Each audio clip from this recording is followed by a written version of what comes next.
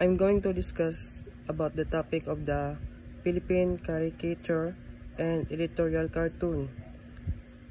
Is the police force, breed, and new bird of prey. Now for the introduction of my topic, the two Philippine political caricature and editorial cartoons, political caricature and editorial cartoons have been a powerful medium of expression in the Philippines. They combine arts and journalism to respect society opinions, criticize authority, and provoke truth among readers.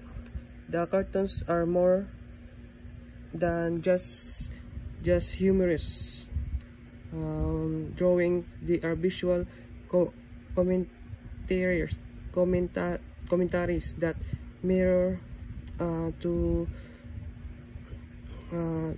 the nation, political landscape, social struggles, and collective aspiration.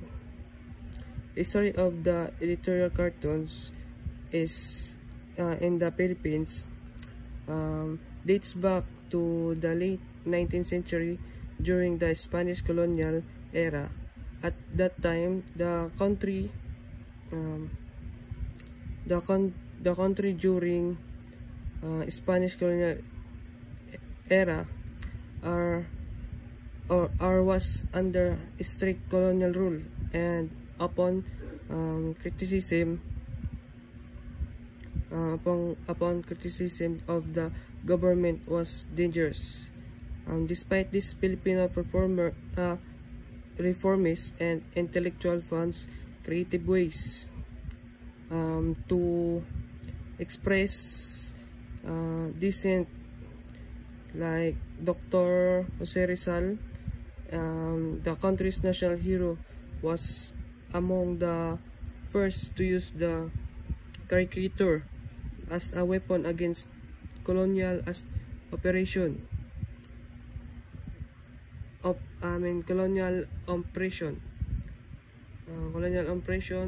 through his writing, sketches, and satirical illustration.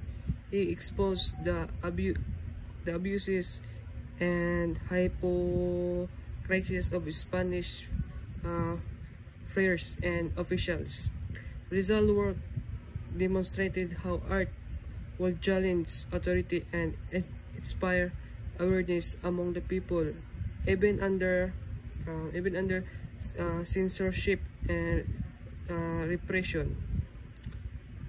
As the Philippine transition to the American colonial period from 19th to 1941, the art of editorial cartooning flourished with the rise of newspapers such as the Philippines Free Press, and the independent cartoons become a staple of public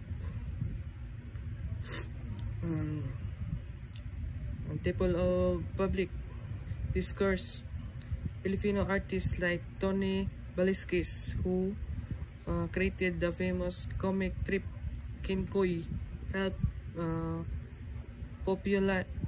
popularize visual satire and humor in print media.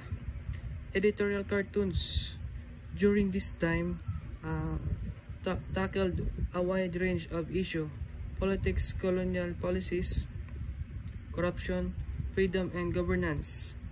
They serve as tools for education and social awareness, using humor and exaggeration to make political issue understandable and relatable to the common people. Throughout history, editorial cartoons have continued to evolve alongside the nation's political development. During the martial law era, under Ferdinand Marcos, cartoonists used their arts to express resistance, often resorting to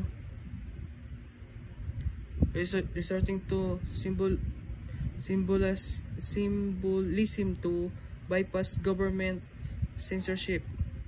In the past, in the post-EDSA period, political cartoons reflected the challenges of rebuilding democracy, criticizing corruption, power struggles, and the changing dynamics of Philippine politics.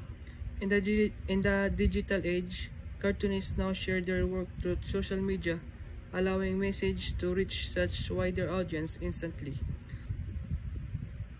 The importance of political caricature and editorial cartoons lies in their ability to make people think, questions, and laugh all at the same time.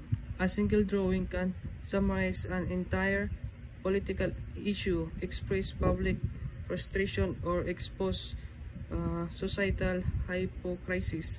By using symbolism, satire, and humor, these cartoons help promote freedom of expression and encourage citizens to be more critical and aware of what is happening around them.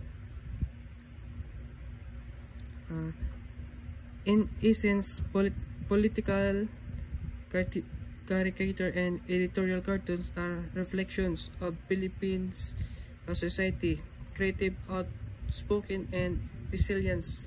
They continue to serve as instrument of truth and accountability, bridging the gap between arts and activism.